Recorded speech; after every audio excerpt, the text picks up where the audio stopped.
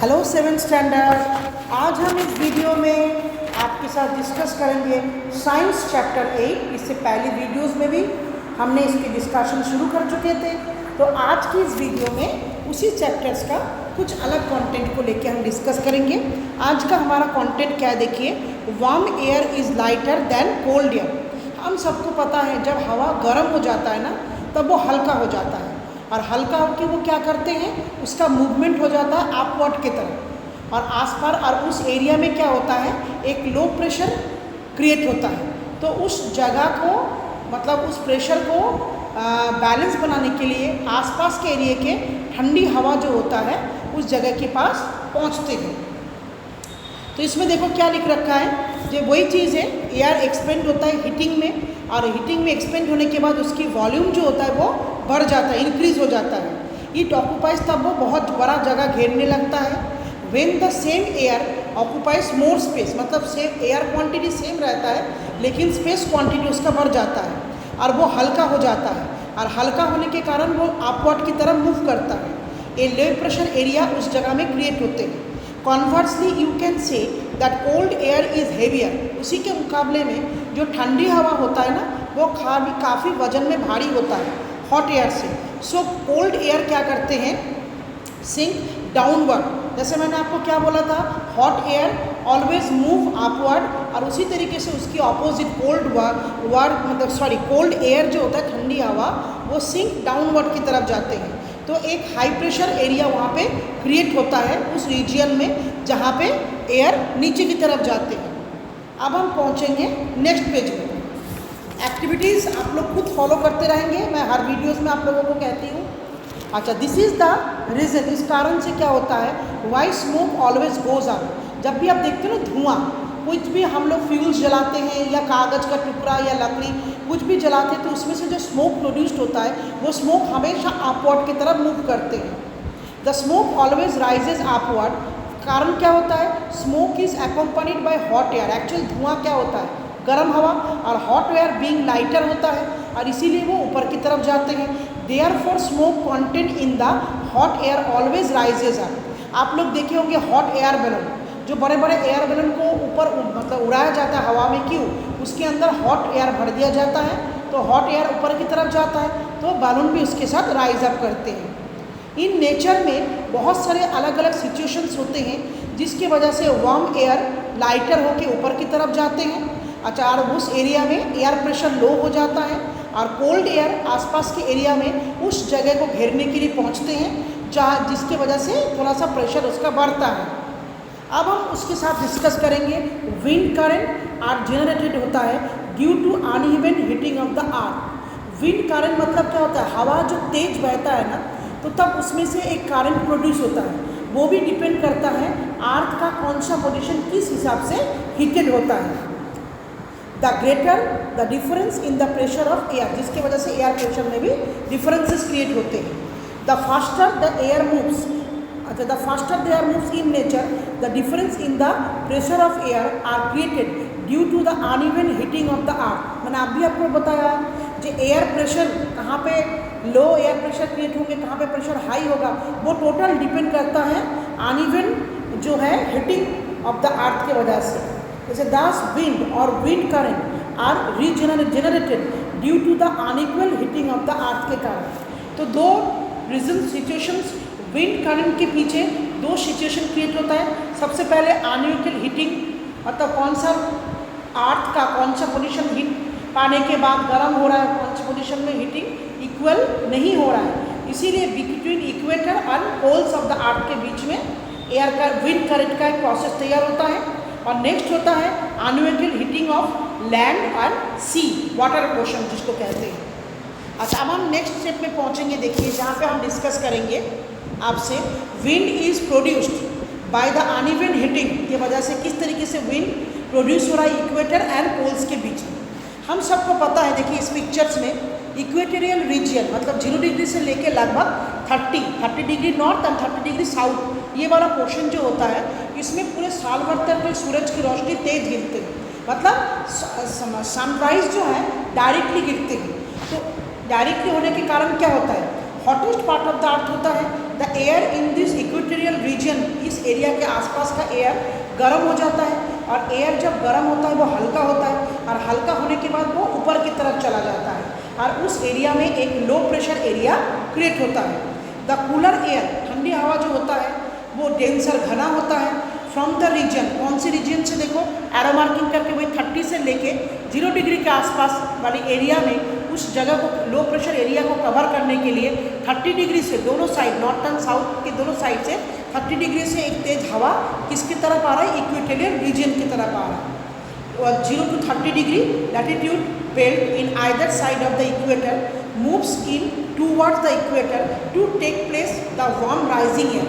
क्योंकि equatorial region में हवा गर्म होकर ऊपर चला गया, तो 30 से लेकर 0 के पास अब हवा बह के आ रहा है उस जगह के अंदर जो एक लो प्रेशर एरिया क्रिएट हुआ है उस जगह को घेरने के लिए। The hot air that rises from the equator get cooled, जो गर्म हवा इक्वेटोरियल रीजन से निकल के 30 डिग्री को क्रॉस करके ऊपर की तरफ जा रहा है, वो धीरे धीरे ठंडा होने लगता है। जैसे ही वो 30 डिग्री नॉर्थ या 30 डिग्री साउथ लैटिट्यूड तक पहुंचते हैं, the wind blow towards the pole, और ये ठंडी हवा धीरे धीरे पोल की तरफ भी जाने लगता है। यानी कि टू द डायग्राम देखो 60 डिग्री नॉर्थ और 60 डिग्री साउथ की तरफ लैटिट्यूड की तरफ बढ़ रहा है। Again the air at latitudes of 60 degree on both sides of the equator is warmer than the air at the poles। अब सेम केस यहाँ पे हो रहा है, देखो जो लैटिट्यूड 60 डिग्री नॉर्थ हो चाहे साउथ हो, इक्वेटर के दोनों साइड में वो जगह वार्म होने लगा, तो वो एयर भी ठंडा होकर पोल की तरफ जाने लगता है। So the warmer air at 60 degree latitude से राइज अप होता है, creating the region of the, वहाँ पे एक लो प्रेशर एरिया क्रिएट हो रहा है, and cold air from the polar region से ठंडी हवा अब वो 60 डिग्री साउथ या 60 डिग्री नॉर्थ लैटिट्यूड एंगल की तरफ भागते हैं। हेंस द विंड ब्लो, जब ये हवा बहते हैं from the cold polar region से लेके 60 डिग्री नॉर्थ और 60 डिग्री साउथ लैटिट्यूड्स की तरफ, तब उस हवा को कहा जाता है polar wind. In this way wind circulate, इस तरीके से सेटअप फॉर्म तैयार होता है फ्रॉम द पोल से लेके वार्मर लैटिट्यूड तक पहुंचते हैं। अब हम नेक्स्ट पॉइंट को डिस्कस करेंगे। विंड इज प्रोड्यूस्ड, ये जो हवा बहते हैं ये प्रोड्यूस होता है uneven heating process of the land and waters के। अच्छा, इससे पहले भी प्रीवियस चैप्टर्स में मैंने आप लोगों को सी ब्रीज और लैंड ब्रीज के बारे में कई बार समझाया है। समर में क्या होता है, जो लैंड होता है ना, इक्वेटर के आसपास वाला लैंड वाला ये जो पोर्शन होता है वो सूरज की तेज रोशनी से बहुत जल्द गर्म हो जाता है, और उसके किसके मुकाबले में, ओशन के ऊपर की जो हवा है उसके मुकाबले में लैंड के ऊपर की जो हवा होता है वो बहुत जल्द गर्म हो जाता है। तो मोस्ट ऑफ द टाइम क्या होता है, द टेम्परेचर, देखिए यहाँ पे क्या होता है, तो मैक्सिमम टू मैक्सिमम समय में क्या होता है, the land remain higher than that of the water in oceans. तो ओशंस के वाटर पोर्शन के ऊपर वाले हवा से लैंड के ऊपर वाला हवा गर्म हो जाते हैं, तो so the air over the land gate heated होते हैं एंड बीइंग लाइटर, हल्का होकर ऊपर चले जाते हैं, और उस एरिया में एक लो प्रेशर सिचुएशन क्रिएट होता है। This cause the cooler wind, तब उस जगह को घेरने के लिए समुद्री तटवर्ती के ऊपर की ठंडी हवा फ्लो होता है फ्रॉम द ओशन से लेके लैंड की तरफ। तो this wind blowing from the ocean, जब ये हवा ओशन से लेके लैंड की तरफ बहते हैं तब उसे कहा जाता है समर मानसून विंड। ध्यान रखना होगा, समर मानसून विंड के अंदर बहुत ज़्यादा वाटर वेपर होता है, carry a lot of water and being rain, इसकी वजह से ज़मीन के ऊपर बारिश होता है, it is a part of water cycle का, ये भी एक पार्ट है। इंडिया में क्या होता है, समर सीजन में स्पेशली राजस्थान वाला जो एरिया होता है वो बहुत ज़्यादा गर्म हो जाते हैं, और वहाँ का एयर फिर गर्म होकर ऊपर की तरफ चले जाते हैं, वहाँ पे एक लो प्रेशर बेल्ट तैयार होता है, और उस जगह को पूर्ति करने के लिए बे ऑफ बंगाल एंड अरेबियन सी से समुद्री ठंडी हवा उस जगह की तरफ पहुँचते हैं। तो इस मानसून विंड जो ब्लो होता है Arabian sea and bay of Bengal से लेके राजस्थान की तरफ या नॉर्थ पार्ट इंडिया के किसी भी पार्ट की तरफ, तो उन हवा में बहुत ज़्यादा वाटर वेपर होता है। इन इंडिया में the summer monsoon very important होता है, इसीलिए किसान जो खेती करता है ना, उनका मेन सोर्स ऑफ एग्रीकल्चर का मेन सोर्स ऑफ वाटर कौन सा होता है, रेन होता है, तो पूरे साल भर उनको रेनफॉल के लिए डिपेंड करना पड़ता है। तो farmer depend mainly on rain for the irrigation of their crops के, सो दे वेट फॉर रेन, बारिश के लिए eagerly वेट करते हैं, बट हेवी रेन कई बार क्या होता है, कई सारा प्रॉब्लम ले आते हैं उनके लाइफ में। सर्दियों में क्या होता है देखिए, ठीक इसके ऑपोजिट होते हैं।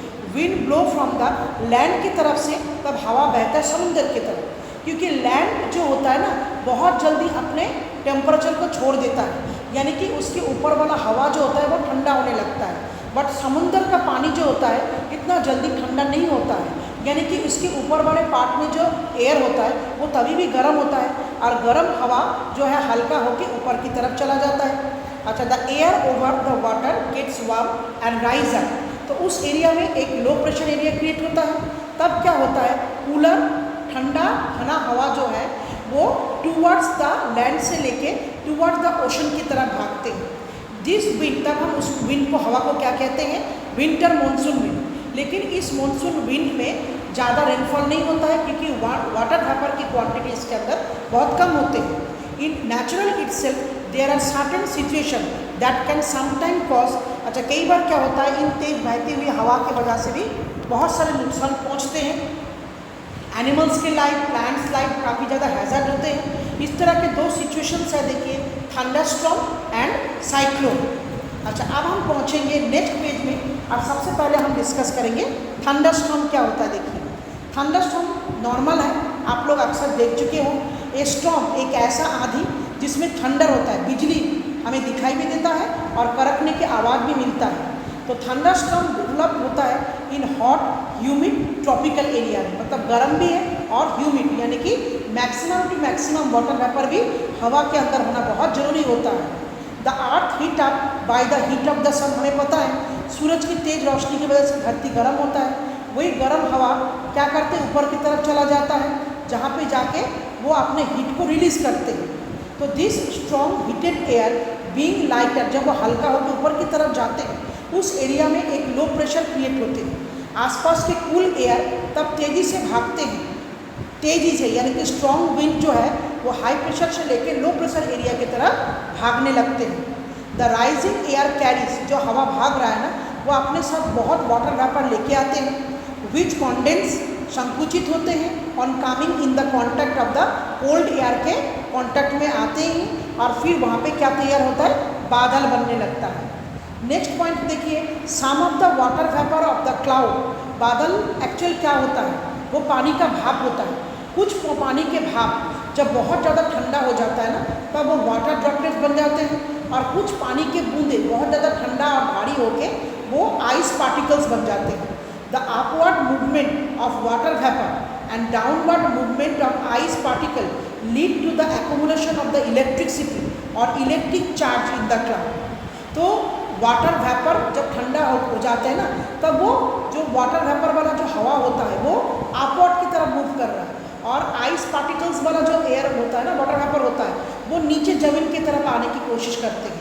इनके बीच में जो फ्रिक्शन होता है उसमें क्या होता है, काफ़ी ज़्यादा इलेक्ट्रिक चार्ज रिलीज होता है, और जिसकी वजह से इलेक्ट्रिसिटी प्रोड्यूस होता है। When large amount of electric charge तैयार, मतलब क्लाउड के अंदर तैयार होने लगते हैं। A large amount of electric current जब हवा के अंदर से पास होता है तो उसमें क्या होता है, बिजली के झलक, इलेक्ट्रिक स्पार्क दिखाई देते हैं। दिस इलेक्ट्रिक स्पार्क को हम लोग क्या कहते हैं, लाइटनिंग।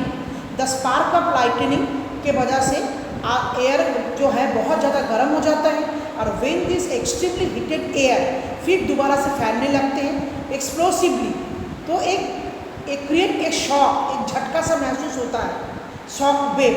अच्छा, एंड ए लाउड साउंड भी प्रोड्यूस होता है थंडर के साथ। द स्टॉर्मी विंड, जो तेज बहती हुई आंधी, that accompanied by heavy rain, बहुत तेज बारिश लेके आता है, लाइटनिंग एंड थंडर, तब उसे हम लोग कहते हैं थंडरस्टॉर्म्स। अच्छा, हैज़ार्ड ऑफ थंडरस्टॉर्म से क्या नुकसान होता है, बहुत से लोगों की ज़िंदगी जा सकती है, लोग बुरी तरह से इंजर हो जाते हैं। अच्छा, बहुत से बड़े बड़े पेड़ अपरूटेड हो जाते हैं, इलेक्ट्रिक पोल्स गिर जाते हैं। हेवी रेन्स विथ थंडरस्टॉर्म, कई बार क्या होता है, बाढ़ लेके आ जाता है, वाटर लॉगिंग, जगह जगह में पानी जमने लगता है। अच्छा, precautions to be taken during a thunderstorm, thunderstorms के साथ मैक्सिमम लाइटनिंग एक्कम्पनीड होते हैं। लाइटनिंग एक इलेक्ट्रिक स्पार्क होता है, और लाइटनिंग ट्रैवल करता है बहुत तेज़ी से, तो इट कैन हिट, जब वो लाइटनिंग तेज़ी से ट्रांसफ़र होता है तो आसपास के हवा को भी गर्म कर देते हैं, उसकी टेम्परेचर को भी बढ़ा देते हैं, तो इट कॉजेज मैक्सिमम डैमेज हो जाता है ह्यूमन बींग्स में और टॉल बिल्डिंग में। तो अब हम इससे बचने के लिए कैसे क्या करेंगे? तो you should not take shelter, हमें कभी भी कोई थंडरस्टॉर्म के टाइम अम्ब्रेला या मेटालिक कोई चीज़ों के नीचे शेल्टर नहीं लेना चाहिए। ड्यूरिंग जब बिजली कड़कता है, you should not sit near a window, हमें खिड़की के पास नहीं बैठना चाहिए। Do not take shelter in a open garage में नहीं लेना चाहिए। अच्छा, स्टोरेज शेड के नीचे, मतलब मेटालिक कोई चीज़ हमारे आसपास नहीं होना चाहिए।